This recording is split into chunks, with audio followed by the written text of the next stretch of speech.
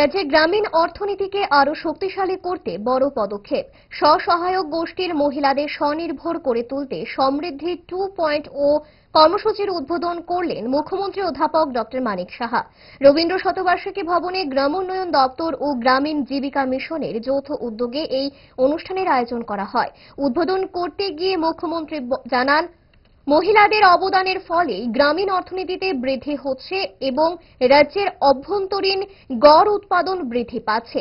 তিনি আরও উল্লেখ করেন, গত 2025 সালে সমৃদ্ধি 1.0 অভিযানে 100 কোটি টাকার লক্ষ্যমাত্রা ছাড়িয়ে মোট 188 কোটি 40 লক্ষ টাকা ঋণ দেওয়া হয়েছিল।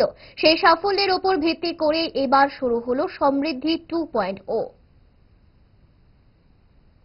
এটা শুরু হয়েছিল প্রথমে যে 1.0 দিয়ে, যখন এই সমৃদ্ধির যে যোজনাটি শুরু হয়েছিল 1 আগস্ট থেকে 7 সেপ্টেম্বর 2025-এ।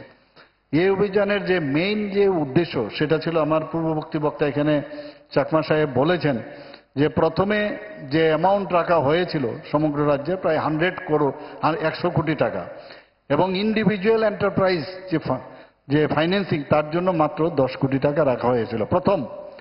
তো কিন্তু পরবর্তী দেখা গেল এত তার যেভাবে কাজটা হয়েছে এর থেকে বেশি প্রয়োজন হয়েছে, এবং সেখানে দেখা গেছে প্রায় যেখানে 100 কোটি টাকার ঋণ দেওয়ার কথা এবং টাইমের মধ্যে সেটা সম্পূর্ণ করা, দেখা গেছে 188 কোটি টাকা সেখানে দেওয়া হয়েছে। 188 কোটি 40 লক্ষ টাকা। আর শুধু তাই নয়, ইন্ডিভিজুয়াল এন্টারপ্রাইজ ফিন্যান্সিংয়ে যেখানে 10 কোটি টাকার টার্গেট রাখা হয়েছিল, সেখানে 10 কোটি আরো তার উপরে প্রায় 2 লক্ষ টাকা, 10 কোটি 2 লক্ষ টাকা বিতরণ করা হয়।